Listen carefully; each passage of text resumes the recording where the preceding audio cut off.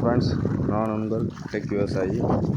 இன்றைக்கி நம்ம என்ன பார்க்க போகிறோம்னு பார்த்தீங்கன்னா, நம்ம நிலத்துக்கு விவசாயத்துக்கு இங்கேருந்து தான் தண்ணி எடுக்கிறோம்.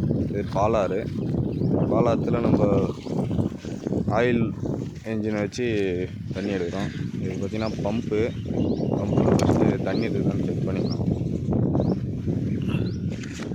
செக் பண்ணிட்டு நம்ம நெக்ஸ்ட்டு என்ஜினை ஸ்டார்ட் பண்ண போகிறோம்.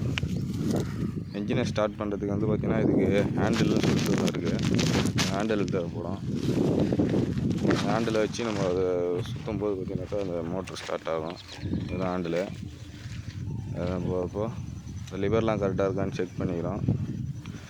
செக் பண்ணிவிட்டு ஹேண்டிலை இன்சர்ட் பண்ணிட்டு இப்போ சுற்றுறோம். கொஞ்சம் வேகமாக சுற்றினா தான் இந்த மோட்ரு ஸ்டார்ட் ஆகும். கொஞ்சம் கஷ்டமாக தான் இருக்கும். ஸ்டார்ட் ஆகிடுச்சு. ஸ்டார்ட் ஆனோடனே தண்ணி உடனே மேலே போகாது. கொஞ்சம் டைம் எடுக்கும். தண்ணி எடுக்கும். பார்த்தீங்கன்னாக்கா எந்த அளவுக்கு எந்த ஸ்பீடில் மோட்டர் சுற்றிக்கணும் பார்த்தாலே அந்த பம்புக்கும் மோட்டருக்கும் ஒரு பட்டை ஒன்று கனெக்ட் பண்ணி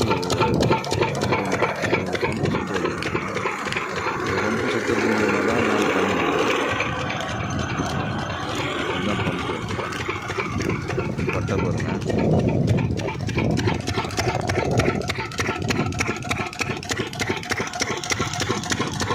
இது ஆயில்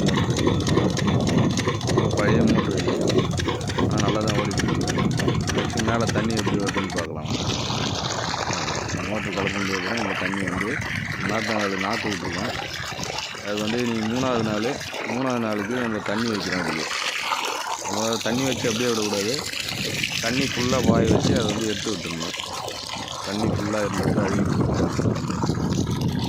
தண்ணி வாய வச்சு. தேங்க்யூ ஃப்ரெண்ட்ஸ், சப்ஸ்கிரைப் பண்ணுங்கள்.